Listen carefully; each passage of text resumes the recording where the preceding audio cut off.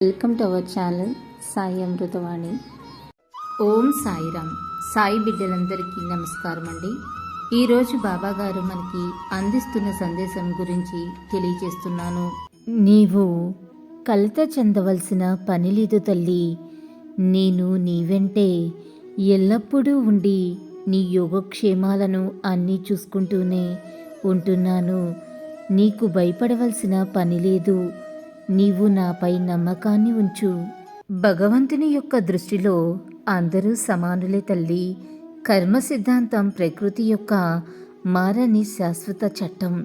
ఇది వ్యక్తిగత మరియు ఆధ్యాత్మిక జీవితానికి పునాది. రాత్రింపవళ్ళు మానవుడు చేసేదంతా వాని నొసట రాయబడుతుంది. ఒక దేశం కొన్ని చట్టాలతో ఎలా నడపబడుతుందో ఆ దేశంలోని ప్రజలు ఆ చట్టానికి ఎలా బద్దులో, అలాగే భగవంతుని సృష్టి కూడా కొన్ని సిద్ధాంతాలతో అంటే చట్టాలతో నడపబడుతుంది. ఈ సృష్టిలో ఉన్న ప్రతి జీవి కూడా ఆ నియమాలకు చట్టానికి బద్దులే.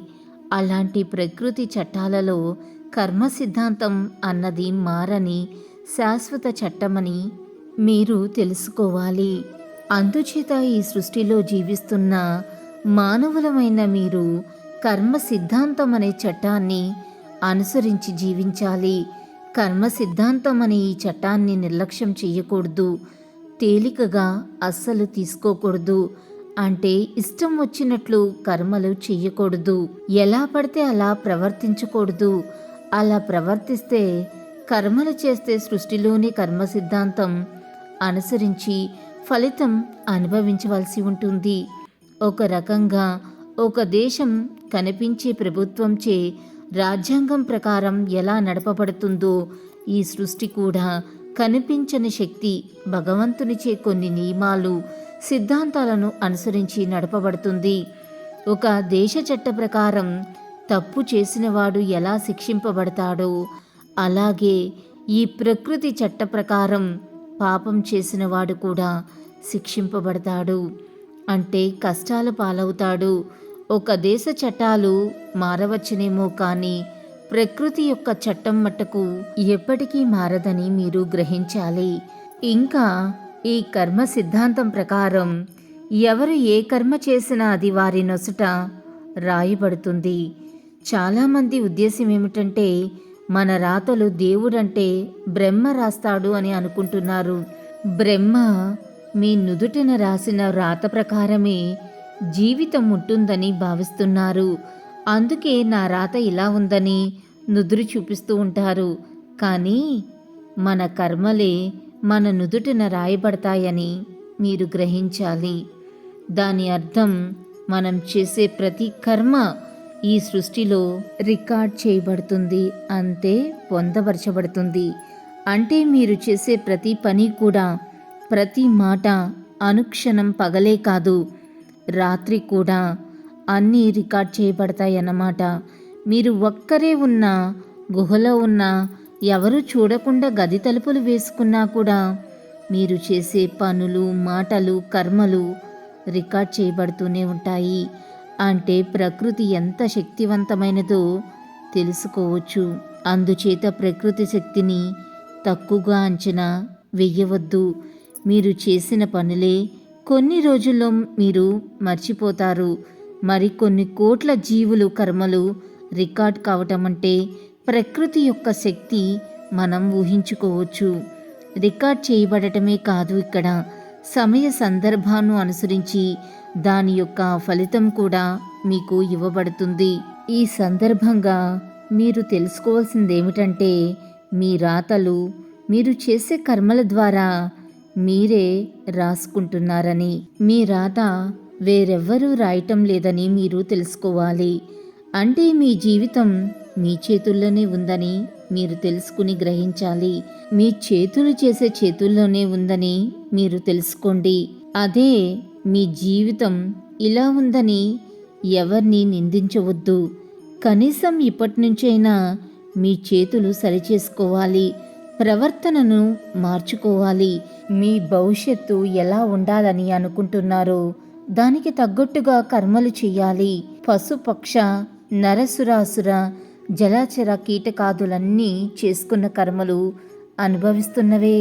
దీన్ని బట్టి ఈ సృష్టిలోని ప్రతి జీవికి కూడా కర్మ సిద్ధాంతం వర్తిస్తుందని తెలుసుకో.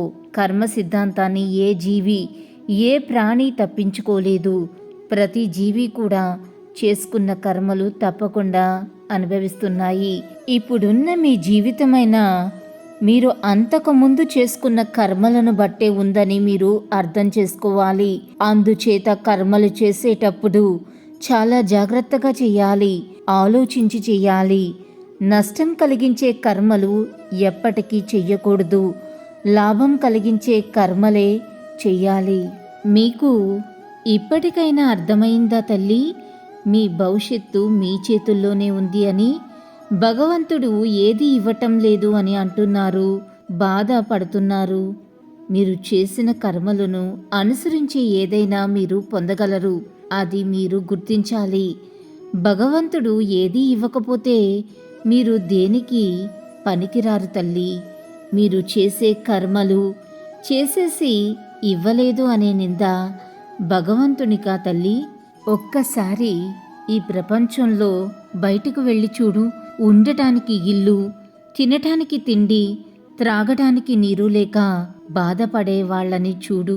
వాళ్లతో పోలిస్తే నువ్వు 1000 రెట్లు బెటరా కాదా? నీకే తెలుస్తుంది. చాలామందికి అవయవాలు లేని వాళ్ళు ఎంతోమంది ఉన్నారు. నీకు అన్నీ ఉన్నాయి. నీ పని నువ్వన్నీ చేసుకోగలుగుతున్నావంటే భగవంతుడు ఇస్తేనే కదా అన్ని పనులు చేస్తున్నావు. రేపు నిద్రలేస్తున్నావంటే భగవంతుడు ఇచ్చిన జీవితమే కదా. లేచిన దగ్గర నుండి అన్నీ నీకు నచ్చినవి కొనుక్కుంటున్నావు, వేసుకుంటున్నావు, నీకు నచ్చిన చోటుకి వెళ్తున్నావు, సంతోషంగా గడుపుతున్నావు. ఏదో ఒక్కసారి కష్టం వచ్చిందని భగవంతుణ్ణి నిందిస్తున్నావు. ఇప్పుడు వీటన్నిటినీ అనుభవిస్తుంది నువ్వే కదా. ఇవన్నీ భగవంతుడు ఇవ్వకపోతే నీకు ఎలా వస్తాయి? ఇవన్నీ చెయ్యలేని వాళ్ళని చూడు.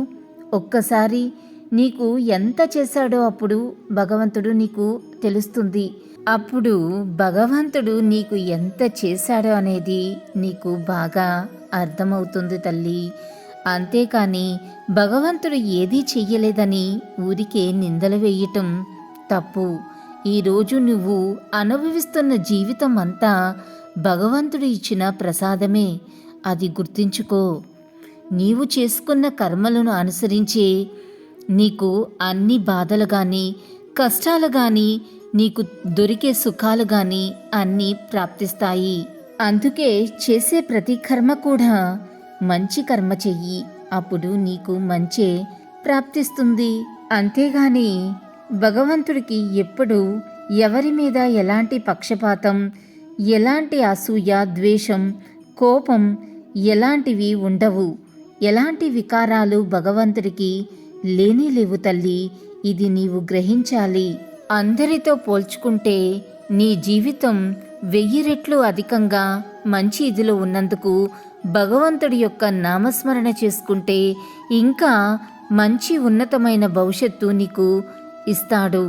అంతేకాని ఏదీ ఇవ్వలేదని భగవంతుణ్ణి నువ్వు ఎలా నిందించగలవు? ఈరోజు నీ కాళ్ళు చేతులు ఆడుతున్నాయంటే అది భగవంతుడు ఇచ్చిన కృప. అది నీవు గుర్తుపెట్టుకుని కృతజ్ఞతాభావంతో ఉండాలి. కానీ భగవంతుడిని నిందిస్తూ ఉంటే ఇంకా ఉత్తమమైన గతి కాకుండా పాతాళాల లోకానికి పడిపోతావు తల్లి. ఇదే గుర్తుంచుకో. ఇప్పుడు నీకు జీవిత సత్యం బోధపడిందనుకుంటున్నాను. అల్లా మాలిక్, అల్లా అచ్చా కరేగా. ఓం సాయిరామ్. ఇలాగే బాబాగారి సందేశం రోజు వినాలి అనుకుంటే మన ఛానల్ని సబ్స్క్రైబ్ చేసుకుని సపోర్ట్ చేయండి. అంతవరకు సర్వే జన సుఖినో భవంతు. Thanks for watching.